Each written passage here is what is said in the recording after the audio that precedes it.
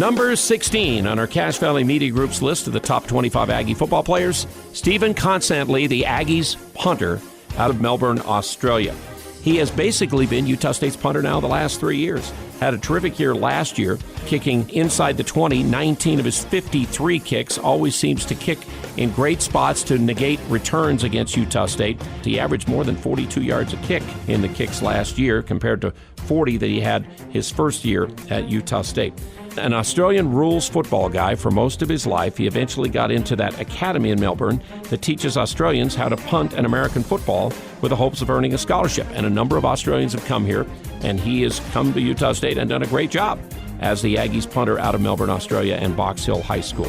So he'll be a big weapon this year and one of the tops in the conference. Number 63, Stephen Kotsanlee is number 16 on our list.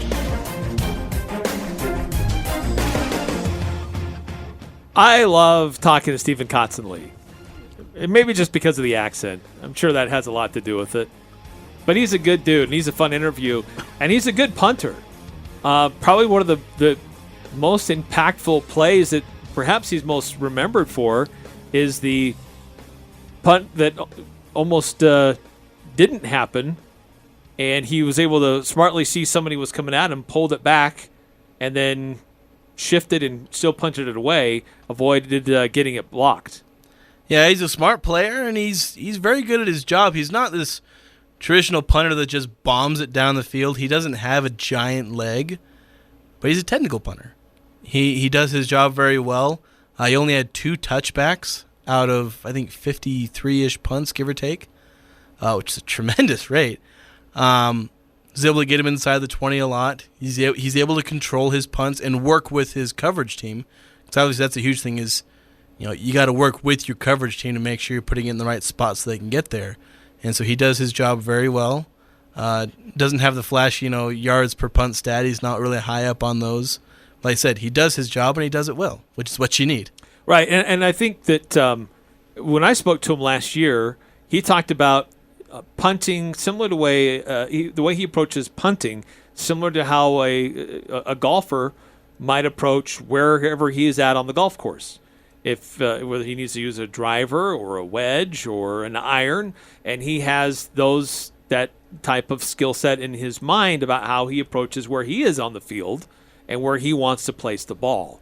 And so he's developed that training and that skill set that I'm excited to see how he continues to improve.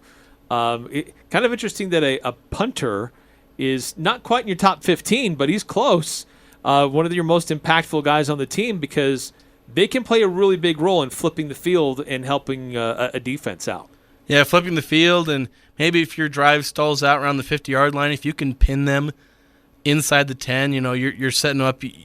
You're really hurting the other offense because you have to change the way you call plays when you get inside your own 10-yard line. When you're in the shadow of your own goalpost, it's hard to be as aggressive. And the defense gets really excited and they start playing more.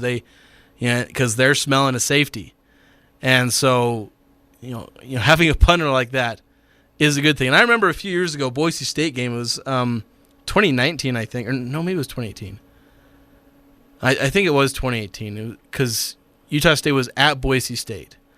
And I remember there just being several awful punts that, I'm surprised to say that I felt like a bad punting game lost the game for Utah State. Now, it's possible. Yeah. Now, there were other problems, but it was just, and it wasn't so much getting a punt blocked or mishandling the snap, because obviously those are punter blunders that really lose you games. It was just bad punts. He just, barely made it past the line of scrimmage or to the first down marker or whatnot. Just these awful punts that he just shanks off his leg. It's yeah, I'm surprised to say that we're losing this game because of a punter's bad kicks. I don't get to say that very often. I got to say that a punter won a game or played a big role in winning a game when the Patriots beat the Texans a few years back with Jacoby Brissett at quarterback. But it's almost weirder to say that the punter lost the game because he just couldn't kick the ball. The punter position is one of those that you hope you never see. You hope you never see the punter on the field, which is an interesting position to be on. A player, you're a scholarship player.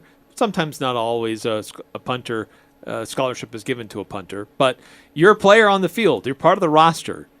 and you're the guy that people don't want to see. Like, you shouldn't be seeing the field. But if you do, you make sure you do it right and you perform your job at a high level. And I feel like Stephen Kotsanlee does that. And the other thing, too, that I like to point out about him is he's not slight of build. And he's bulked up even more than he was. He's a tough guy. Is it like So Connor in Cole? coverage, you don't want to mess with the punter. Is it like Connor Coles, who's all rocking 215 pounds, apparently? That's when I looked at his, I think Al said it on there. I like raised my eyebrows, like, wait a minute. He weighs how much? Yes. Normally you think of kickers as these 5'8", 130-pound soaking wet guys that somehow manage to kick a ball really far. Got some bulky guys at kicker on this team. He's a big dude. So I like talking to Steven. He's a great personality, but he's a good player too. And I think he deserves the position that he landed on in our Cache Valley Media Group Top 25 Aggies of the 2022 football season.